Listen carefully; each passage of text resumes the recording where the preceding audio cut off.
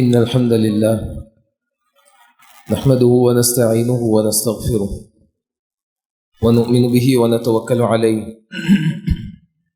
ونعوذ بالله من شرور أنفسنا ومن سيئات أعمالنا من يهده الله فلا مضل له ومن يضلل فلا هادي له أشهد أن لا إله إلا الله وحده لا شريك له وأشهد أن محمدا عبده ورسوله أما بعد فإن خير الحديث كتاب الله وخير الهدي هدي محمد صلى الله عليه وسلم وشر الأمور محدثاتها وكل محدثة بدعة وكل بدعة ضلالة وكل ضلالة في النار. أعوذ بالله السميع العليم من الشيطان الرجيم من همزه ونفخه ونفثه. بسم الله الرحمن الرحيم. يا أيها الذين آمنوا اتقوا الله حق تقاته ولا تموتن إلا وأنتم مسلمون. يا أيها الناس اتقوا ربكم الذي خلقكم من نفس واحدة وخلق منها زوجها وبث منهما رجالا كثيرا ونساء واتقوا الله الذي تساءلون به والأرحام إن الله كان عليكم رقيبا. يا أيها الذين آمنوا اتقوا الله وقولوا قولا سديدا يصلح لكم أعمالكم ويغفر لكم ذنوبكم ومن يطع الله ورسوله فقد فاز فوزا عظيما. قال الله تبارك وتعالى: يا أيها الذين آمنوا توبوا إلى الله توبة نصوحا. وقال الله تبارك وتعالى في مقام آخر: وهو الذي يقبل التوبة عن عباده ويعفو عن السيئات ويعلم ما تفعلون. وقال النبي صلى الله عليه وسلم: كل بني آدم خطاء وخير الخطائين التوابون. اللهم صل على محمد وعلى آل محمد كما صليت على إبراهيم وعلى آل إبراهيم إنك حميد مجيد. اللهم بارك على محمد وعلى آل محمد كما باركت على إبراهيم وعلى آل إبراهيم إنك حميد مجيد. اللهم انفعنا بما علمتنا وعلمنا ما ينفعنا وزدنا علما. رب اشرح لي صدري ويسر لي أمري واحلل عقدة من لساني يفقه قولي.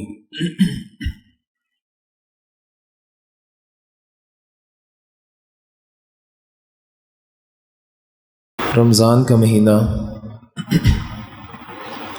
وہ تقریباً گزر چکا ہے، اور یہ وقت ہے کہ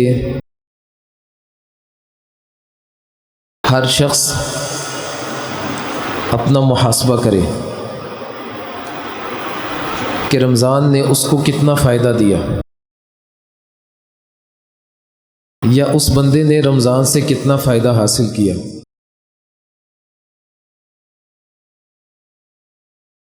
رمضان کے حوالے سے بڑے بڑے فضائل ہم نے سنے،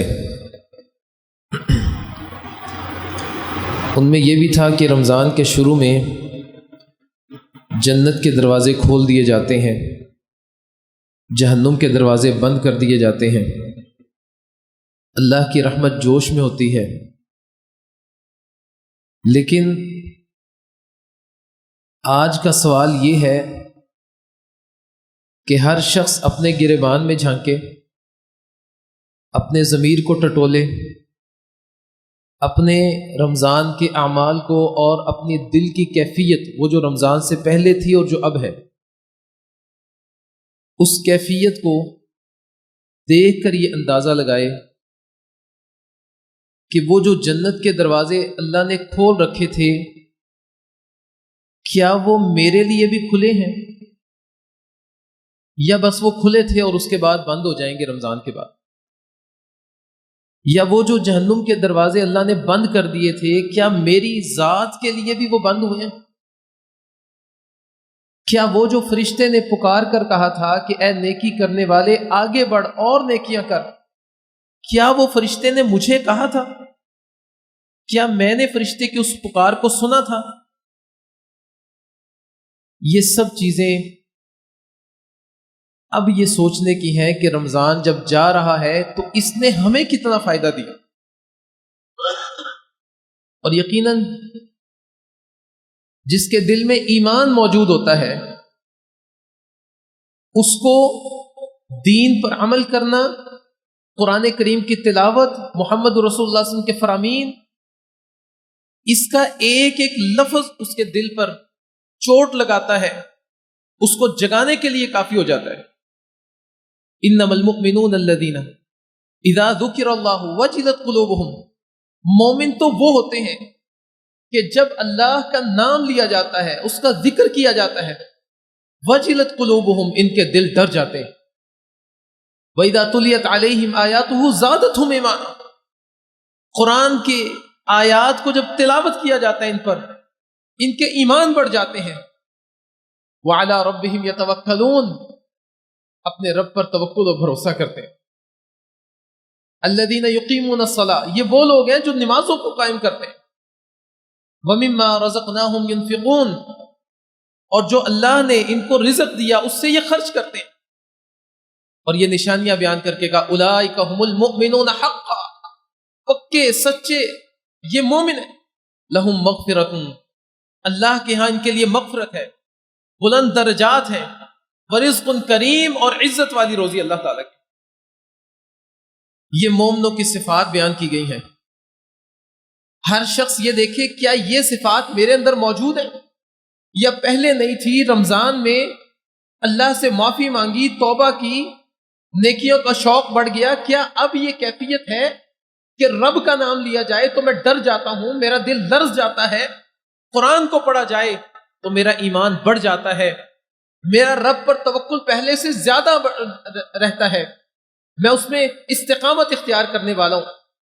یہ ساری کی ساری چیزیں اس پر اپنا محاسبہ کریں اور سوچیں وہ جتنے بھی فضائل رمضان کے تھے کیا وہ بس فضائل ہی تھے یا اس میں میرا بھی کوئی حصہ موجود تھا. اور اگر وہ صرف فضائل ہی تھے، میرا ان سے کوئی لینا دینا نہیں، وہ میرے دائیں اور بائیں سے گزر گئے، تو یقیناً آپ نے رب کو اور زیادہ ناراض کر دیا کہ رب نے آپ کو موقع دیا، اس نے آپ کو پکارا، روزانہ رات کو پکارا، دن میں پکارا، لیکن آپ نے رب کی پکار کو نہیں سنا. ابھی بھی وقت ہے، اپنے گناہوں کی توبہ کریں، اللہ سے معافی مانگیں، وہ جو نیکیوں کا شوق ہے اس کو بڑھا لیں، پھر یہ وقت گزر جائے گا. اور توبہ کرنا یہ ہم میں سے ہر شخص کے لیے لازم اور ضروری ہے. اور یہ ایک ایسا عمل ہے جو اللہ کو بہت اچھا لگتا ہے. جب بندہ توبہ کرتا ہے تو اللہ بڑا خوش ہو جاتا ہے اس کہ میرا بندہ مجھ سے توبہ کرتا ہے، وہ مجھ سے معافی مانگتا ہے. اللہ اپنے فرشتوں کے سامنے اس کا ذکر کرتے ہیں، کہتے ہیں دیکھو یہ بندہ گناہ کر کے آیا لیکن توبہ کرتا ہے کیونکہ اس کو معلوم ہے اس کا کوئی رب موجود ہے. اور جب اس کو معلوم پڑ گیا کہ اس کا رب موجود ہے، وہ جو اس کو پکڑنے پر قادر ہے، جب اس کو پتہ لگ ہی چکا ہے میں نے اس کو معاف کر، تو اللہ جب اتنا غفور رحیم ہے، وہ ہمیں معاف کرنا چاہتا ہے، پھر ہم کیوں پیچھے ہیں؟ ہمیں چاہیے کہ ہم اللہ سے اپنے گناہوں کی معافی مانگیں، توبہ کریں. اور توبہ کرنا، جس دن جس بندے کی توبہ قبول ہو جائے، ہم تو لیلۃ القدر کو تلاش کرتے ہیں نا. میں یہ کہتا ہوں کہ اگر کوئی گناہگار بندہ ہے اور وہ اللہ سے توبہ کرتا ہے تو جس دن اس کی توبہ قبول ہو جائے یہ دن شاید اس کے لیے لیلۃ القدر سے بھی زیادہ افضل ہے. نبی مکرم صلی اللہ علیہ وسلم کے صحابی کعب رضی اللہ تعالیٰ عنہ ایک گناہ ہو گیا، اللہ سے معافی مانگتے ہیں لیکن توبہ وہ مؤخر ہوتی چلی جا رہی، یہ توبہ کرتے ہیں لیکن توبہ قبول نہیں ہو رہی. نبی مکرم صلی اللہ علیہ وسلم نے صحابہ کرام سے کہہ دیا کوئی گفتگو نہیں کرے گا کعب سے، اپنے آپ کو مسجد کے ستون کے ساتھ باندھ لیتے، ہمیشہ روتے رہتے ہیں، 50 دن تک مسلسل یہ عمل کرتے ہیں. ہم تو ایک بار معافی مانگتے ہیں، 2 بار معافی مانگتے ہیں، نئی کیفیت بدلتی تو نہ بدلے، ہم کیوں اپنی روٹین بدلیں؟ 50 دن مسلسل روتے ہیں، بیوی سے علیحدگی ہو چکی ہے، لوگ بات نہیں کرتے، محمد رسول اللہ صلی اللہ علیہ وسلم گزرتے ہیں، آپ دیکھتے نہیں ان کی طرف، ستون سے باندھ لیا، کچھ نہیں کھاؤں گا، کچھ نہیں پیوں گا۔ اور پھر 50 دن کے بعد اللہ نے قرآن کریم کی آیات نازل کی، کعب رضی اللہ عنہ کی توبہ قبول ہوئی، اور اس دن محمد رسول اللہ صلی اللہ علیہ وسلم نے کعب رضی اللہ عنہ سے یہ کہا، ابشر اے کعب، خوش ہو جاؤ، بخیر یوم مر علیک مذ ولدتک امک، جس دن سے تیری ماں نے تجھے جنا ہے اس دن سے آج تک یہ جو توبہ قبول ہونے کا دن ہے یہ تمہارے لیے سب سے بہتر ہے کہ آج اللہ نے تمہاری توبہ کو قبول کر لیا۔ لیکن ہم ہیں کہ ہم تس سے مس نہیں ہوتے، گناہ ہمیں نقصان دیتے ہیں، دنیاوی طور پر بھی نقصان دیتے ہیں، اخروی طور پر بھی نقصان دیتے ہیں، لیکن ہم ہیں کہ اپنے آپ کو سدھارنے کے بارے میں سوچتے تک نہیں۔ ہمیں اللہ کے سامنے رونا چاہیے، گڑ گڑانا چاہیے، توبہ کرنی چاہیے۔ اور توبہ صرف یہ نہیں ہے کہ آپ کانوں کو ہاتھ لگا لیں، یا آپ 2 4 5 بار استغفر اللہ پڑھ لیں، یا آپ میری توبہ یہ کر لیں، نہیں، توبہ پورے عزم کے ساتھ، پورے ارادے کے ساتھ اللہ کے سامنے اپنی پیشانی کو جھکا دینا، اپنی آنکھوں سے آنسو نکالنا، اور یہ عزم لے کر اللہ کے سامنے آنا، اللہ جو گناہ اب تک ہوتا رہا آئندہ نہیں ہوگا یہ گناہ۔ اور توبہ کے حوالے سے محدثین نے 4 بنیادی وجوہات احادیث سے اخذ کی کہ اگر 4 وجوہات موجود ہیں تو تمہاری توبہ اللہ کے یہاں مقبول ہو جائے گی، اور ان میں 4 میں پہلی یہ ہے، عزم کر لو جو گناہ کرتا تھا آج کے بعد نہیں ہو۔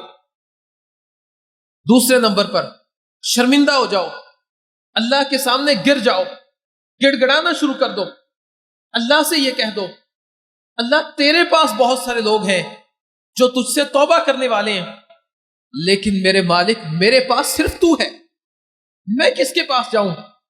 اگر تو نے میری توبہ کو قبول نہ کیا تو میرے پاس کوئی در نہیں ہے۔ اللہ تیرے پاس بہت سارے لوگ ہیں جو تیرا ذکر بھی کرنے والے ہیں، تیری عبادت بھی کرنے والے ہیں، لیکن اے میرے رب میرے پاس صرف تو ہے، تیرے علاوہ کوئی نہیں۔ اگر میں نے تیرا ذکر کیا اور تو نے قبول نہ کیا تو میں کیا کروں؟ گڑ گڑانا، رونا، عاجزی اختیار کرنا، اللہ کے سامنے خود کو ذلیل کر دینا، گر جانا، یہ سب کچھ اللہ کو بہت زیادہ پسند ہے۔ اور اللہ نے اہل ایمان کی یہ نشانی بھی بیان کی ہے کہ جب رب کے سامنے آتے ہیں، یخرون للاذقان سجدا، ٹھوڈیوں کے بل گر پڑتے ہیں، سجدوں میں گرتے ہیں، یبکون، روتے ہیں اللہ کے سامنے اور اللہ سے معافی مانگتے۔ یہ کیفیت ہماری کیوں نہیں ہے؟ ہم اللہ کے سامنے کیوں نہیں روتے؟ ہم اللہ سے معافی کیوں نہیں مانگتے؟ اپنے گناہوں کی توبہ کیوں نہیں کرتے ہم؟ حالانکہ بالکل اس وقت جب ہم گناہ کر رہے ہوتے ہیں، اللہ کے اس وقت بھی ہم پر بڑے بڑے احسانات موجود ہوتے ہیں۔ ممکن ہے، یہ بھی ہو سکتا ہے ہم گناہ کریں اور اللہ کی پکڑ آ جائے، لیکن جب ہم گناہ کر رہے ہوتے ہیں، گناہ کے اندر ملوث ہیں، کبیرہ سے کبیرہ گناہ، اللہ کے پھر بھی ہم پر بڑے بڑے احسانات موجود ہوتے ہیں۔ کاش ان احسانات کو سمجھنے والا دل موجود ہو، اللہ کی اس پکار کو سننے والے کان موجود ہو، وہ جو رب پکار کر کہتا ہے کہ میرے بندے میں تیرے لیے آ گیا ہوں، میں تجھے معاف کرنے آیا ہوں، تو میرا بندہ ہے، میں تجھے معاف کرنا چاہتا ہوں۔ جب اللہ اپنا ہاتھ پھیلا دیتا ہے اور اللہ تمہیں بلاتا ہے، کاش ہمارے پاس وہ کان ہوں جن سے ہم اللہ کی اس پکار کو سن سکیں۔ اور وہ جو بڑے بڑے احسانات جو گناہ کی حالت میں بھی اللہ کے ہمارے اوپر موجود ہوتے ہیں، ان میں سب سے بڑا احسان، اللہ ہمارے گناہ کے ڈھنڈورے نہیں پیٹتا۔ وہ رب چاہے تو گناہ گار کی پیشانی پر لکھ دے، یہ چور ہے، یہ زانی ہے، یہ بدکار ہے، اور بڑے بڑے جرم ان کی پیشانی پر لکھ دیے جائیں، ان کے گھر کے دروازوں پر لکھ دیے جائیں، ان کی پشت پر لکھ دیے جائیں، لوگوں کے دلوں میں ان کی نفرت ڈال دی جائے. لیکن رب یہ نہیں کرتا. وہ ستیر ہے، وہ پردے ڈالنے والا ہے، وہ گناہوں پر پردے ڈالتا ہے، اور صرف خود نہیں لوگوں سے بھی یہ کہتا ہے تم لوگوں کے گناہوں پر پردے ڈالو، میں تمہارے گناہوں پر پردے ڈال. اس کو یہ بڑا پسند ہے کہ لوگ گناہ کرتے ہیں تو وہ آ جائے میرے پاس، میں کسی کو نہیں بتاؤں. اور ایک کتاب التوابین کے اندر موسیٰ علیہ السلام کا وہ واقعہ، جب موسیٰ علیہ السلام کے دور میں بارش آنا بند ہو چکی تھی، قحط پڑ گیا.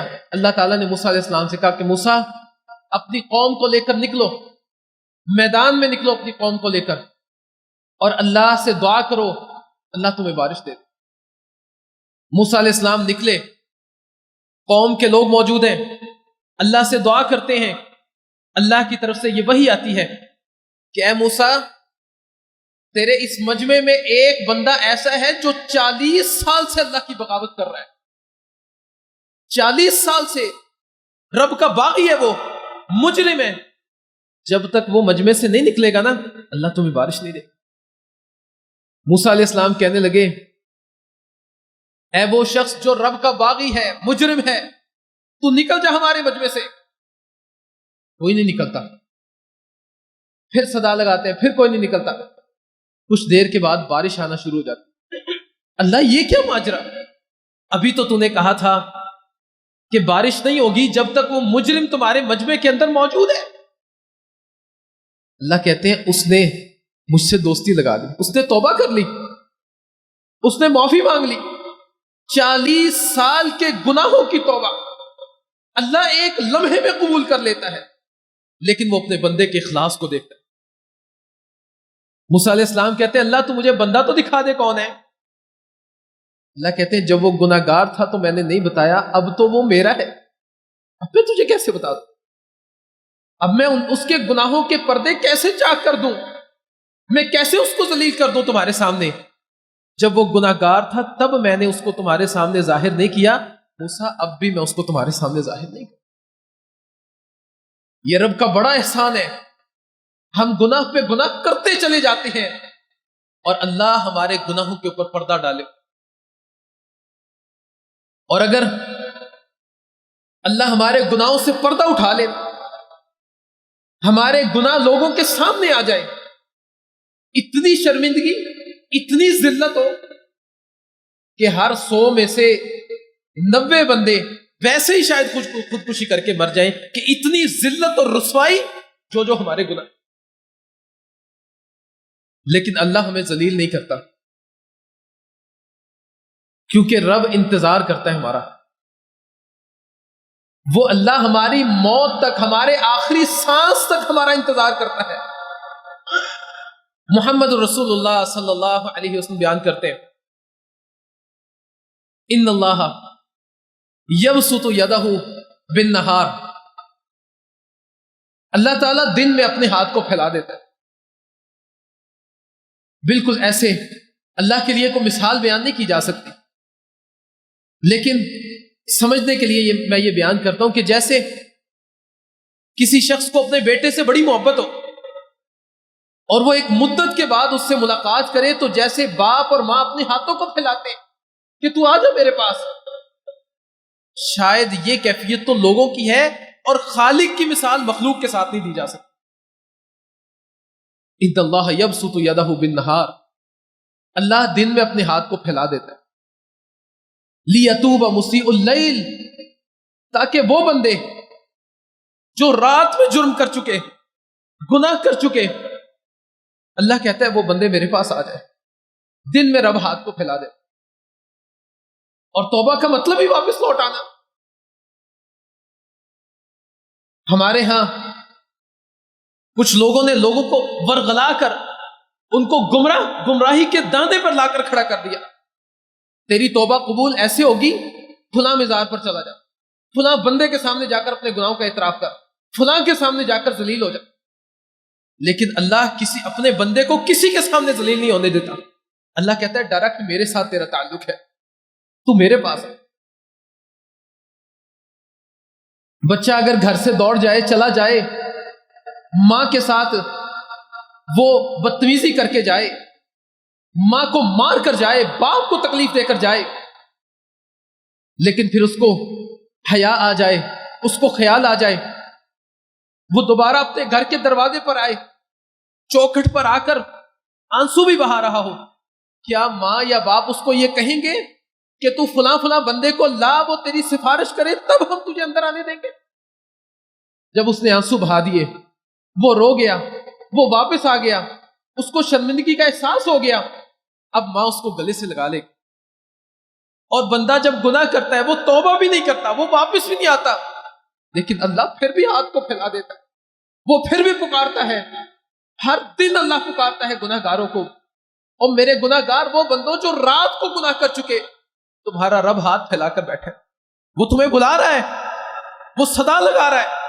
اور صرف یہ نہیں کہا یبسط یدہ باللیل، اللہ رات کو بھی ہاتھ پھیلا دے، لیتوب مسیء النہار، وہ بندے جو دن میں گناہ کر چکے، اللہ رات کو ہاتھ پھیلا کر کہتا ہے کہ آ جاؤ، میں تمہارے گناہوں کو معاف کر دوں.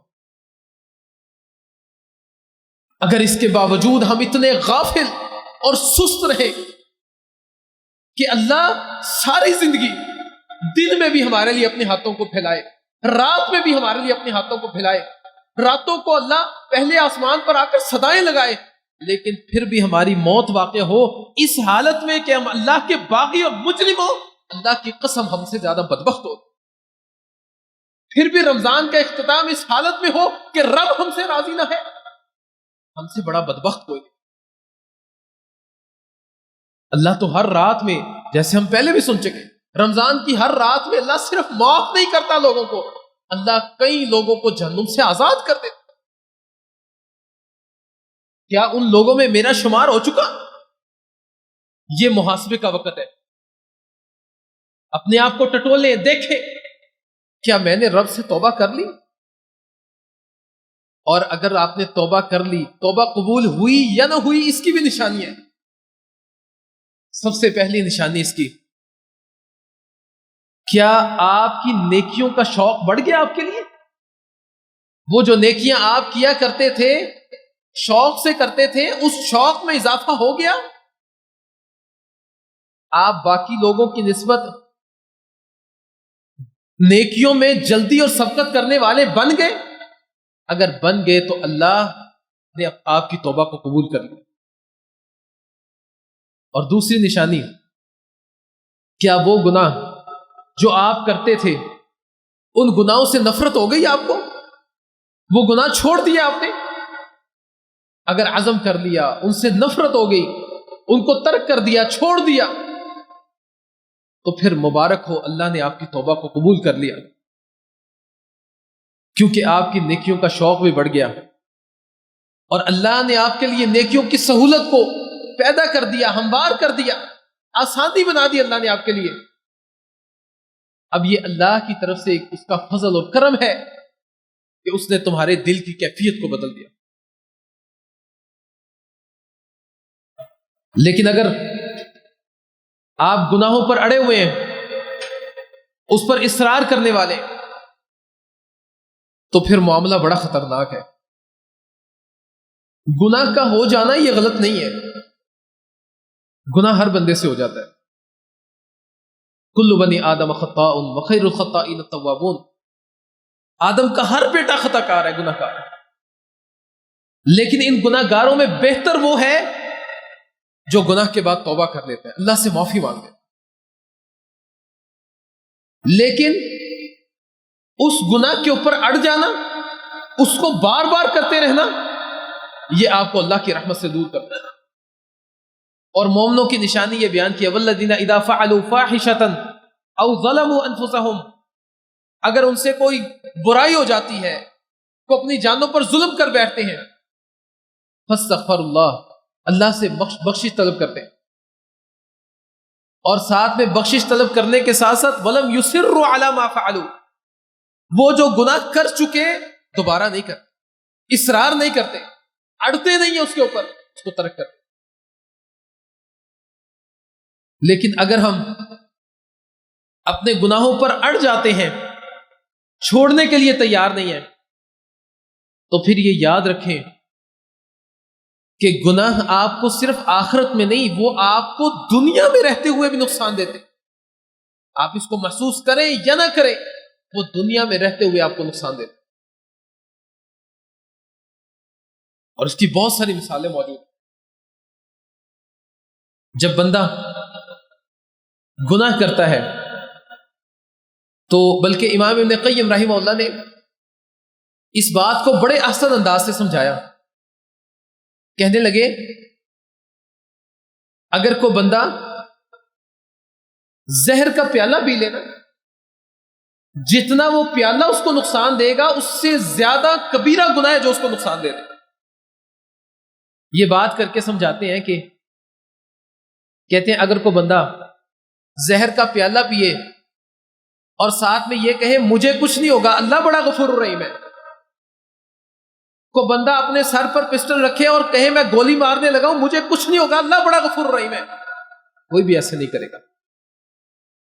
کہا وہ جو نقصان تمہیں زہر کا پیالہ دے گا نا، ایسے ہی بلکہ اس سے کہیں زیادہ نقصان تمہیں تمہارے کبیرہ گناہ دیتے ہیں، اور فوراً ان کی پکڑ اللہ کی طرف سے آتی ہے۔ مکافات عمل انسانوں کو دیکھنے کے لیے ملتے ہیں، اور وہ آج بھی ہوتے ہیں، ہم اس کو محسوس کریں یا نہ کریں۔ ایک واقعہ پڑھا میں نے ایک کتاب میں، ایک شخص جو عراق کا رہنے والا تھا، بڑا نیک بندہ، متقی پرہیزگار اور بہت بڑا تاجر بھی، اپنی زندگی میں کبھی اس نے کسی سے زیادتی نہیں کی، اللہ کی اطاعت اور فرما برداری والی زندگی، بڑی بصیرت سے کام لینے والا۔ جب بوڑھا ہو گیا نا، اس کا کام سنبھال لیا اس کے بیٹے نے۔ جب بیٹا جانے لگا نا کام کے لیے اور قافلہ لے کر جانے لگا، تجارتی قافلہ، اپنے بچے سے کہنے لگا کہ بیٹا دیکھنا اللہ کی بغاوت نہ کرنا، کہیں پر مجرم نہ بننا، گناہ نہ کرنا، اور یہ میں اس لیے تجھے کہتا ہوں کہ تیری بہنیں گھر میں موجود ہیں۔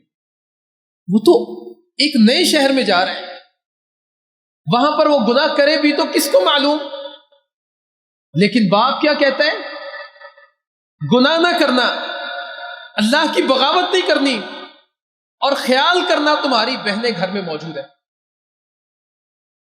یہ بندہ جاتا ہے، اپنا سامان بیچتا ہے، سامان بیچنے کے بعد جب واپس لوٹتا ہے رات کو، تو رات کے اندھیرے میں ایک لڑکی نظر آتی ہے، اس کو پکڑ لیتا ہے، اس کا بوسہ لیتا ہے، لیکن فوراً اس کا دل لرزتا ہے، باپ کی بات یاد آتی ہے، چھوڑ دیتا ہے اس کو،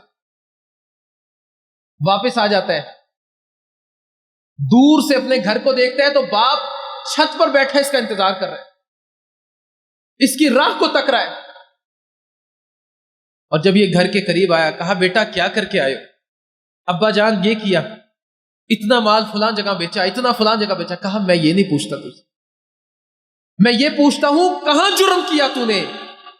وہ ملازم جو 50 سال سے ہمارے گھر میں کام کرتا ہے، جس نے کبھی نظر اٹھا کر نہیں دیکھی، اس نے تیری بہن کا بوسہ لیا تھا، تو نے کیا کیا؟ کہا ابا جان غلطی مجھ سے ہو۔ یہ مکافات عمل ہمیں بھی دیکھنے کے لیے ملتے ہیں، ہم غور کریں یا نہ کریں۔ اگر ہماری نظر گندی ہے، اللہ کی قسم ہماری بہن کو کوئی گندی نظر سے دیکھتا ہے، ہماری ماں کو دیکھتا ہے، غور نہیں کرتے، ہم توجہ نہیں کرتے۔ اور علامہ ابن قیم رحمہ اللہ کہتے ہیں کہ زنا کسی بھی طرح کا ہے، یہ ایک قرض ہے جو تم لیتے ہو، تمہاری اولاد کو یہ قرض چکانا پڑے، دینا پڑے گا ان کو۔ ایک ایک گناہ اس کا اللہ نے مکافات عمل رکھا دنیا کے اندر۔ یہ ایسے ہی نہیں معاشی تنگیاں ہمیں دیکھنے کے لیے ملتی، ایسے ہی نہیں مصائب سے بھرے ہوئے ہمارے معاشرے، گناہوں کی دلدل میں دھنسے ہوئے لوگ، یہ سب ایک دوسرے کے گناہوں کے سبب بنتے ہیں۔ یہ سب اللہ کی بغاوت کرتے ہیں، بدلے میں دوسرے لوگ اللہ کی بغاوت کرتے ہیں۔ تو اللہ سے توبہ کریں، اپنے گناہوں کی معافی مانگیں، اللہ کے سامنے گڑ گڑائیں، اللہ جو گناہ ہو گیا آئندہ نہیں ہوگا۔ اللہ تو ہاتھ پھیلاتا ہے، مجھے یہ پتہ لگ گیا، اللہ تو اتنا غفور رحیم ہے ہمارے ساتھ کہ تو قرآن میں کہتا ہے یا ایھا الانسان، کتنے شاندار انداز سے اللہ پکار، گناہ گار لوگوں کو رب پکارتا ہے تو کبھی یہ نہیں کہا او بدکارو آ جاؤ، او زانیو آ جاؤ، او چورو آ جاؤ، نہیں، یا ایھا الانسان، اے انسان، ما غرک بربک الکریم، او تیرا رب تو بڑا کریم ہے، کس نے دھوکے میں ڈال دیا تجھے؟ وہ تو تیرا سب سے بہترین دوست ہے، تو کہاں جا رہا ہے؟ انا یؤفکون، کہاں پلٹا جاتا ہے تو؟ اپنی منزل کو چھوڑ دیا تو نے؟ وہ رب جو تیرے اوپر ایک ایک لمحہ احسان کرنے والا ہے، وہ تجھے ایک لمحے کے لیے ایک آنکھ جھپکنے کے برابر بھی تجھے تیرے اپنے نفس کے حوالے نہیں کرتا، وہ تیری حفاظت کرتا ہے، تجھے رزق دیتا ہے اور تیرے حوالے سے ایک ایک موقع پر خیر کے معاملات کرتا ہے۔ اس رب سے تو غفلت میں کس نے دھوکے میں ڈال دیا؟ اور وہ شیطان جو تجھے ایک ایک قدم پر ایک ایک لمحے پر دھوکہ دینا چاہتا ہے، جس کے دھوکوں کو اللہ نے قرآن کریم میں بالکل واضح کر دیا، کیا اس کے پیچھے لگتا ہے؟ قل یا عبادی الذین اسرفوا علی انفسہم، اے نبی ان سے کہہ دیجئے تمہارا رب یہ کہتا ہے، اے میرے بندو، وہ جو اپنی جانوں پر ظلم کر چکے، لا تقنطوا من رحمت اللہ، میری رحمت سے نا امید نہیں ہونا، میری رحمت سے نا امید نہیں ہونا۔ اور نبی کریم صلی اللہ علیہ وسلم فرماتے ہیں کہ اللہ یہ کہتا ہے کہ میرے بندے، تو میرے پاس زمین و آسمان کے خلا کو بھی گناہوں سے بھر کر لے آنا، اگر تجھے خیال آ گیا نا، اگر تو شرمندہ ہو گیا اپنے گناہوں پر اور آ کر تو حقیقی اور سچی توبہ کرتا ہے، اللہ تو مجھے معاف کر دے، اللہ کہتا ہے میں سارے گناہ، تیرے اخلاص کے اندر اگر پختگی ہوئی، اللہ کہتے ہیں کہ تو میں تیرے گناہوں کو صرف معاف نہیں کروں گا، زمین و آسمان کے خلا کے برابر سارے گناہوں کو میں نیکیوں میں تبدیل کروں۔ اللہ اتنا غفور رحیم، اور ہم اتنے غافل، پھر ہم اپنی پریشانیوں کے ڈنڈورے پیٹتے ہیں لوگوں کے سامنے۔ بچے بات نہیں مانتے جی، دن رات کام کرتا ہوں کچھ نہیں بنتا، گھر کے اخراجات ہی پورے نہیں ہوتے، لیکن کبھی ہم یہ نہیں سوچتے کہ رزق کی ذمہ داری تو رب نے لی ہے، بچوں کی اصلاح بھی رب نے کرنی ہے، تربیت ہم نے کرنی ہے، توفیق اللہ نے دینی ہے۔ ایسا کیوں ہے کہ ہم پر پریشانیوں کے پہاڑ ٹوٹتے چلے جا رہے ہیں؟ ایسا اس لیے ہے کیونکہ ہم نے گناہوں کو معمولی سمجھنا شروع کر دیا، ہمیں نہیں کوئی فکر ہوتی، ہم گناہ کر جاتے، ہمیں کوئی فکر نہیں ہوتی۔ نبی کریم صلی اللہ علیہ وسلم بیان کرتے ہیں کہ جب کسی مومن سے گناہ ہو جاتا ہے نا، ایماندار جس کے دل میں ایمان موجود ہوتا ہے، جب اس سے کوئی گناہ ہو جاتا ہے نا، تو اس کو ایسے لگتا ہے جیسے میرے سر کے اوپر پہاڑ موجود ہے جو ابھی گر جائے گا، اگر میں نے توبہ کی، وہ فوراً توبہ کرتا ہے، واپس آ جاتا ہے۔ اور کہا جب کسی منافق سے گناہ ہوتا ہے نا، تو وہ سمجھتا ہے شاید ناک پر مکھی بیٹھی ہے، اس کو اڑا دیا، پھر بیٹھی پھر اڑا دیا، پھر بیٹھی پھر اڑا دیا۔ یہ منافق کی کیفیت۔ اور اگر ہمارا معاملہ ایسا ہے کہ ہم بڑے بڑے گناہ کر جاتے ہیں، بس اتنی ہی ہمیں فکر ہوتی ہے کہ مکھی بیٹھی اور اڑا دیا، تو پھر ہمیں غور کرنی چاہیے ہمارا ایمان کہاں ہے۔ اور نبی کریم صلی اللہ علیہ وسلم نے فرمایا کہ ایسی کیفیت کے بڑے بڑے گناہ کرنے کے بعد بھی خیال نہ آئے، کہا یہ منافق کی کیفیت ہے، مومن کی کیفیت نہیں۔ اللہ سے معافی مانگے، اللہ کو اپنا دوست بنا لیں، اللہ آپ کا انتظار کر رہا ہے، اللہ تعالیٰ آپ کا انتظار کر رہا ہے، لیکن کمی صرف یہ ہے کہ آپ قدم بڑھائیں آگے، اللہ کو اپنا دوست بنائیں، اس کو اپنا ولی بنا لیں، اس کو اپنا کارساز بنا لیں، اس پر توکل و بھروسہ کریں، وہ آپ کے سارے گناہوں کو معاف کر دے گا، نیکیوں کی سہولت فراہم کر دے گا، آپ کے مصائب کو دور کر دے گا، مشکلات کو دور کر دے گا، راحت کا سامان پیدا کر دے گا اللہ آپ کے لیے۔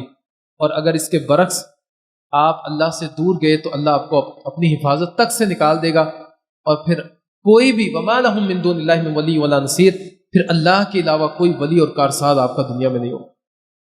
تو ابھی وقت موجود ہے، رمضان کے 2 دن 3 دن ابھی باقی ہیں، اللہ سے معافی مانگیں، اللہ کے سامنے گڑ گڑائیں، روئیں، اللہ تعالیٰ سے یہ عہد کریں کہ جو گناہ پہلے ہوتے رہے اللہ آئندہ نہیں ہوں گے، تو ہمیں توفیق دے تاکہ ہم مزید نیکیوں کے اندر پختگی حاصل کر لیں اور ہمارے نیکیوں کے شوق کو بڑھا دے۔ اللہ تعالیٰ سے دعا ہے اللہ تعالیٰ عمل کرنے کی توفیق عطا فرمائے۔ اقول قولی ھذا واستغفر اللہ لي۔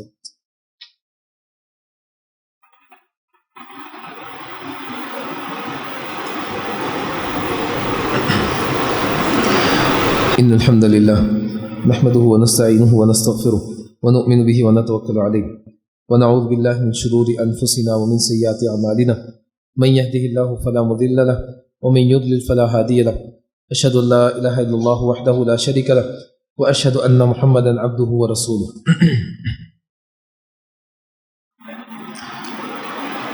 پہلی بات تو صدقۃ الفطر کے حوالے سے ہے۔ صدقۃ الفطر جو ہے یہ ہر شخص پر لازم اور ضروری ہے۔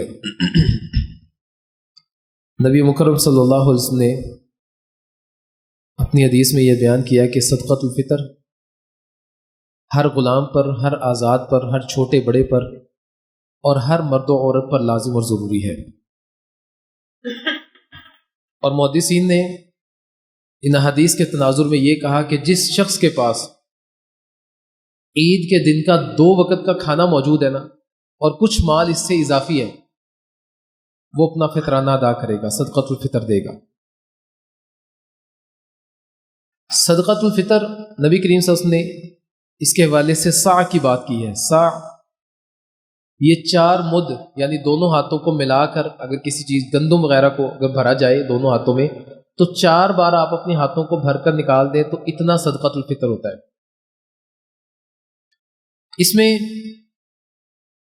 وزن کا تعین بھی کیا جاتا ہے، بہت سارے لوگ وزن کا تعین کرتے ہیں، لیکن چونکہ ایک پیمانے کے حوالے سے نبی کریم صلی اللہ علیہ وسلم نے بات کی ہے، تو 2 کلو 100 گرام بھی کہا جاتا ہے، 2.25 کلو بھی، اور زیادہ سے زیادہ 2.5 کلو بھی وہ کہا جاتا ہے۔ اور 2.5 کلو گندم کا اندازہ لگایا گیا، چاول کا اندازہ لگایا گیا، لیکن جو کھجور ہے یا اس کے علاوہ چیزیں ہیں وہ اسی پیمانے میں ڈالی جائیں گی، جتنی آئیں گی اس کے حساب سے اس کا اندازہ لگایا جائے گا، کیونکہ پیمانہ ایک ہے لیکن جنس جب مختلف ہو جاتی ہے تو اس کے وزن میں بھی فرق آ جایا کرتا ہے۔ ہمارے ہاں جو عموماً ہم گندم کھاتے ہیں تو گندم سے تقریباً 2.5 کلو کے برابر یہ تقریباً 250 روپے بنتے ہیں، اور اگر کچھ مزید دینا چاہیں تو زیادہ سے زیادہ 300، لیکن کم از کم 250 روپیہ وہ ہر شخص پر لازم اور ضروری ہے۔ حتیٰ کہ کوئی بچہ اگر رمضان کے آخری دن بھی پیدا ہوتا ہے نا، اس بچے کی طرف سے بھی فطرانہ دیا جائے گا۔